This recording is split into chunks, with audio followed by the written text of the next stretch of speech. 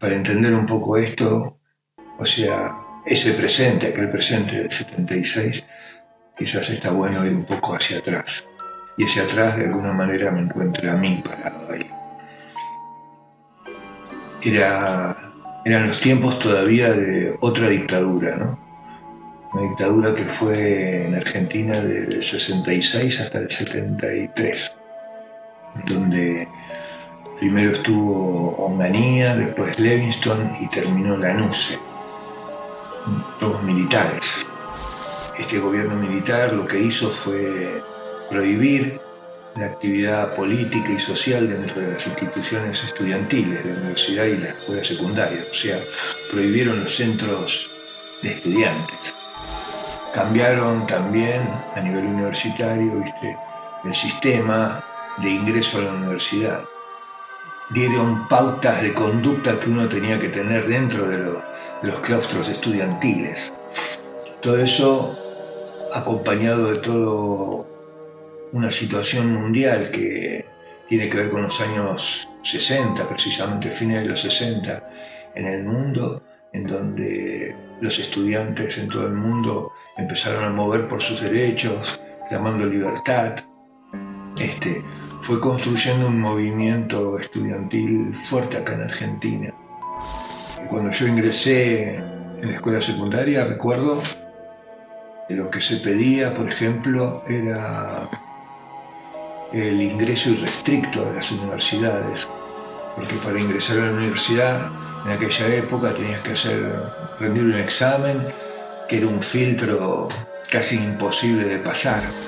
También se pedía la restitución de la posibilidad de la actividad en los centros estudiantiles, la democratización del quehacer estudiantil. Y esto me refiero a la parte didáctica y a la parte social, ¿no? La parte didáctica, ¿en qué? ¿Cuáles eran los reclamos, no? Los reclamos eran, por ejemplo, la supresión de algunas materias que considerábamos que no tenían ningún sentido en ese momento de la historia nuestra. Eran materias que estaban de más y que esos tiempos se podían ocupar en otras cosas más interesantes. Como por ejemplo, materias que tengan que ver con la actividad expresiva, las artes visuales, la música, la escritura, el teatro, la danza. Y bueno, todas esas eran inquietudes que teníamos nosotros en ese ámbito, ¿no? El ámbito didáctico. Una de las cosas que implantó esa dictadura antes de la del 76 fue el uso irrestricto de uniformes en las escuelas. Y el pelo no podía llegar hasta acá, no podías tener patillas, no podías tener bigote, no podías tener peinadito, Y cuando llegabas a la escuela, había dos personas, yo me acuerdo, en la entrada de la escuela que te miraban, y decían, usted no, ¿por qué? No, y te ponían los dedos así, le falta un dedo, tiene que cortarse el pelo, usted hoy no entra. Y cuando vos no entrabas, eso significaba una falta. Y vos sabés que a las 15 faltas quedás libre.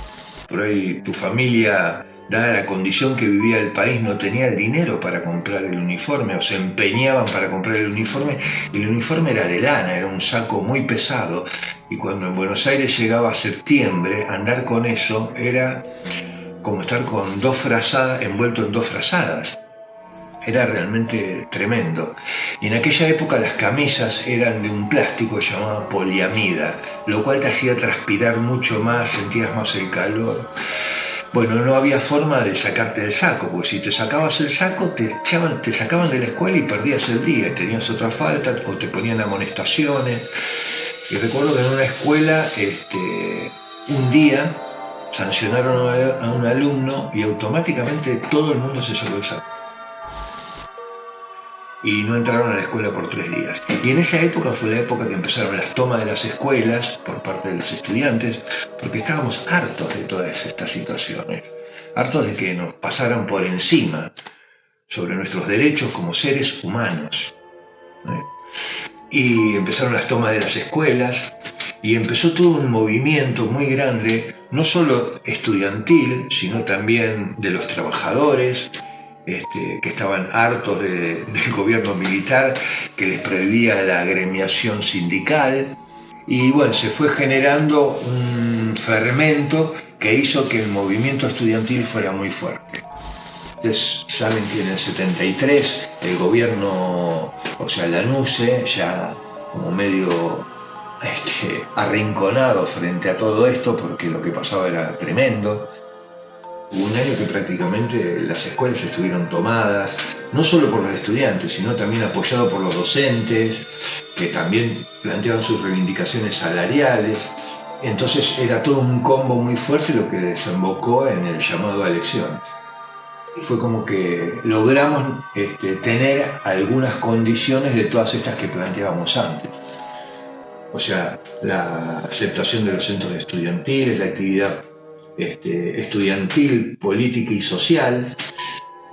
Y aquella época era una época en donde había todo un nuevo movimiento musical, un nuevo movimiento literario, incluso en las artes plásticas también. Me acuerdo que todo lo que es el ditela, todos los happenings, bueno, había todo un fermento de una nueva visión del mundo desde el área expresiva. Empezamos a organizar recitales con bandas de las escuelas, se convocaron a profesores de música para ayudarlos a los jóvenes que estaban formando las bandas. Y vinieron músicos conocidos en ese momento que, bueno, recién aparecían, como Spinetta, Papo, me acuerdo, que venían a escuchar, a decirle por acá, León Gieco también, me acuerdo de León Gieco, Raúl Porchetto, bueno, había un montón. Y también se organizaban encuentros de teatro, jornadas de literatura, de poesía. En realidad fue un momento fantástico, porque los estudiantes habíamos empezado a construir ese mundo que queríamos. Si bien todavía el tema de la reforma educativa no había sido abordada como nosotros queríamos, pero por lo menos habíamos logrado algunas cosas que tenían que ver con la libertad individual en cuanto a decir, a la escuela voy con lo que puedo y no con lo que debo, o sea, estoy refiriendo a un uniforme, y yo no voy a aprender más o menos si tengo un arito acá, o si tengo el pelo por acá, o si soy pelado. Entonces esas cosas un poco se habían logrado. Me acuerdo que en el 75 se consiguió en la provincia de Buenos Aires el boleto estudiantil. Y fue no gracias solamente a los estudiantes de la provincia de Buenos Aires, porque en realidad había una confederación de estudiantes secundarios a nivel nacional.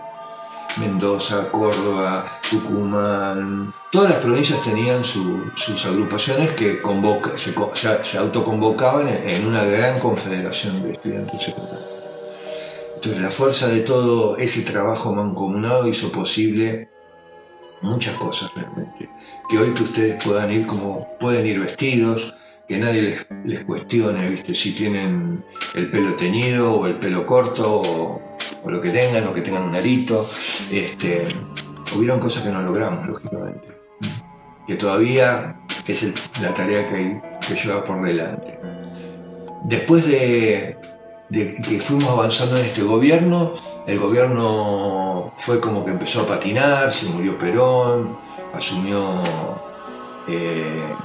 Isabel Martínez de Perón, y bueno, y después vino el golpe.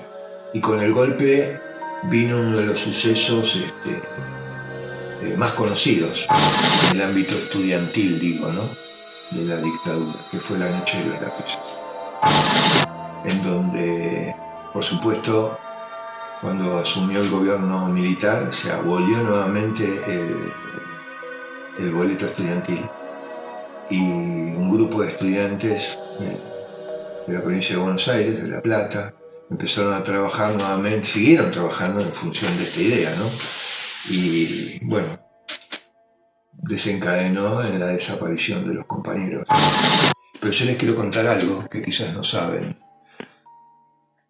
Y es que desde ese momento hacia atrás tuvimos casi 498 compañeros estudiantes desaparecidos.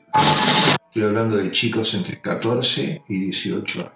Chicas, chicos, los cuales fueron torturados, las chicas violadas y luego muertas. El movimiento estudiantil carga esas víctimas encima, en nuestra memoria.